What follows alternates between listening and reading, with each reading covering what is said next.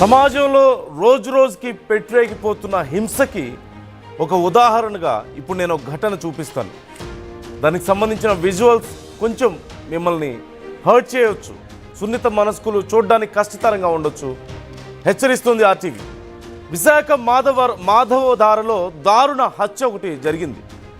Airport police station పరిధిలో లోహిత్ అనే ఒక యువకుడు దారుణ హత్యకు గురయ్యాడు. 25 కక్షల కారణంగానే లోహిత్ హత్య జరిగినట్లుగా తెలుస్తోంది. అందరూ చూస్తుండగానే లోహిత్ను పట్టుకొని కత్తులతో దాడి చేశారు 4 వ్యక్తులు. ఈ నేపథ్యంలో లోహిత్ చికిత్స పొందుతూ హాస్పిటల్లో మృతి చెందినట్లుగా తెలుస్తోంది. అయితే చిన్న వయసులోనే గొడవలకు వెళ్ళి స్థానికంగా ఒక చిన్న రౌడీలాగా అక్కడ ముద్ర వేయించుకున్నటువంటి వ్యక్తిగా తెలుస్తోంది. మరోవైపు పాత కక్షల నేపథ్యంలో ఒక 4 ఒకేసారి వచ్చి కత్తులతో దాడి చేసి అత్యంత దారుణంగా అందరూ చూస్తుండగానే ఈ దాడికి పాల్పడినట్లుగా తెలుస్తోంది. విజువల్స్లో మనం చూస్తున్నాం. మా దగ్గర మరొక ఫోటో వీడియో కూడా ఉంది, కానీ ఇక అది మరింత దారుణంగా ఉంది చూడడానికి. ఈ నేపథ్యంలోనే మేము అది ప్లే చేయడం లేదు. చూడడానికి చాలా కష్టంగా ఉంటుంది కాబట్టి ఆ రక్తపు మడుగులో ఆ యువకుడిని మేము ప్రేక్షకుల సున్నితత్వాన్ని దృష్టిలో ఉంచుకొని మేము అది ప్లే చేయడం లేదు. కానీ ఇక్కడ వీడియో చూస్తున్నాం మనం. హత్యకు ముందు ఆ యువకుడు ఆ బ్లాక్ హుడీ వేసుకొని మాస్క్ పెట్టుకొని వెళ్తున్నాడు.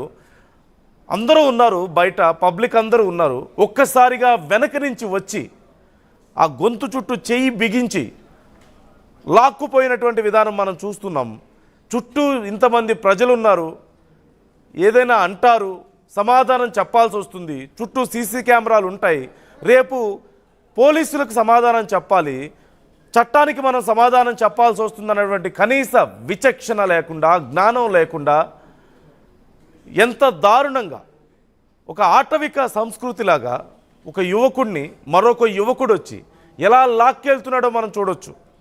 చుట్టూ ఉన్న వాళ్ళకి ఏం అర్థం కావడం లేదు. ఒక్కసారిగా ఏం జరుగుతుంది, ఒక యువకుడు ఇంకొక యువకుడు ఇలా బలవంతంగా ఇలా లాక్కెళ్తున్నాడే అని వాళ్ళు కొంత ఆశ్చర్యానికి గురవుతున్నటువంటి తీరు మనం చూస్తున్నాం.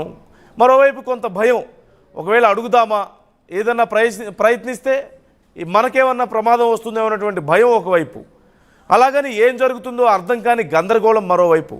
ఆ చుట్టుపక్కల ఉన్న వాళ్ళలో మనం చూస్తున్నాం ఒక రకమైనటువంటి భయం, మరోవైపు గందరగోళాన్ని మనం చూస్తూనే ఉన్నాం. కానీ ఎవరు ఏమీ చేయలేకపోయారు. అందరూ చూస్తుండగానే ఆ యువకుడిని లాక్కెళ్ళి అత్యంత దారుణంగా దాడి చేసి 4 కలిసి ఆ యువకుడి మీద దాడి చేసి కత్తులతో పొడిచి రక్తపు మడుగులో పడేసి వెళ్ళిపోయారు. ఆ తర్వాత లోహిత్ను వెంటనే స్థానికులు స్పందించి హాస్పిటల్కి తీసుకువెళ్లారు. హాస్పిటల్లో చికిత్స పొందుతూ తుది శ్వాస విడిచినట్లుగా సమాచారం అందుతోంది.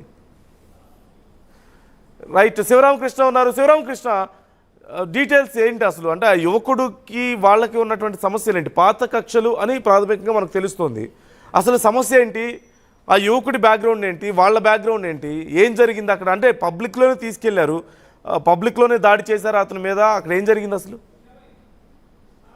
ఇది నిజంగా చాలా దారుణమైన చర్యగా అయితే పరిగణిస్తున్నారు ఈ విశాఖ ప్రజలు.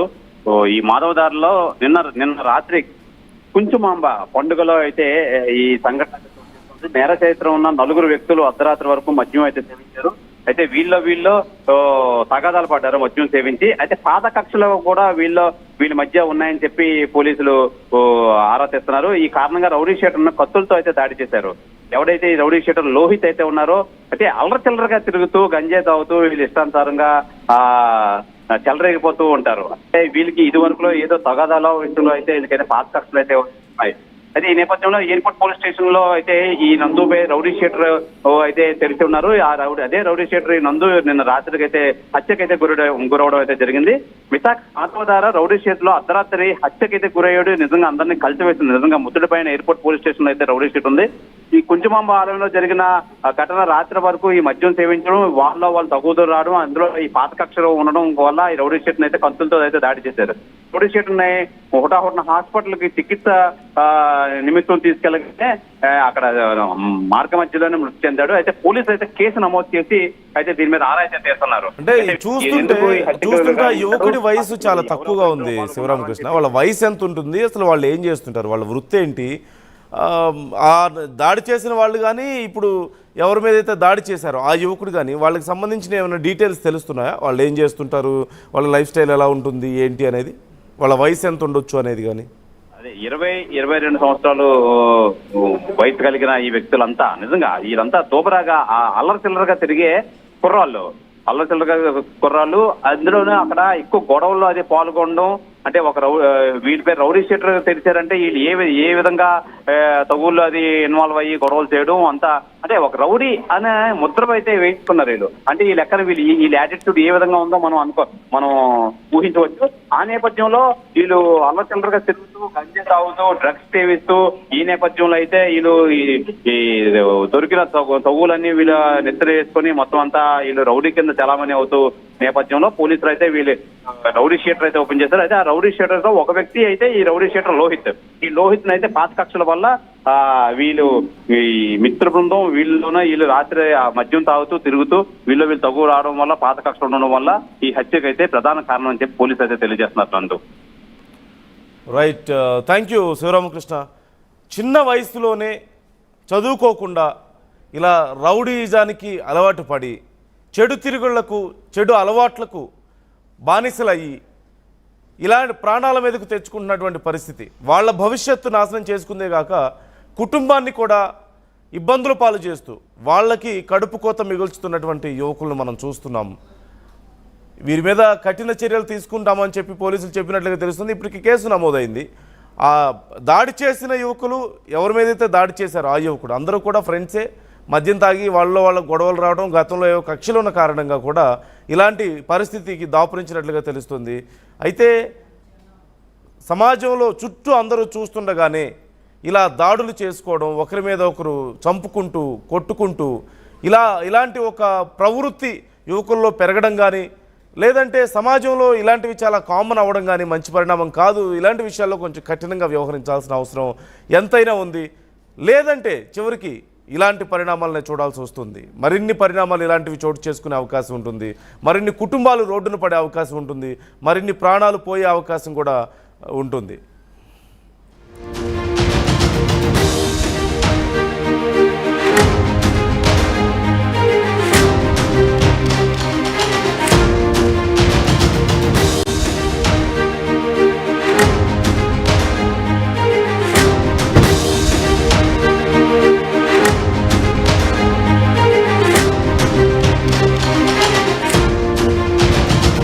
సమాజంలో రోజుకి పెట్టిరేగిపోతున్న హింసకి ఒక ఉదాహరణగా ఇప్పుడు నేను ఒక ఘటన చూపిస్తాను.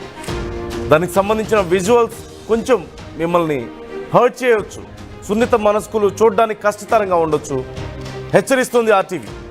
విశాఖ మాధవధారలో దారుణ హత్య ఒకటి జరిగింది. ఎయిర్పోర్ట్ పోలీస్ స్టేషన్ పరిధిలో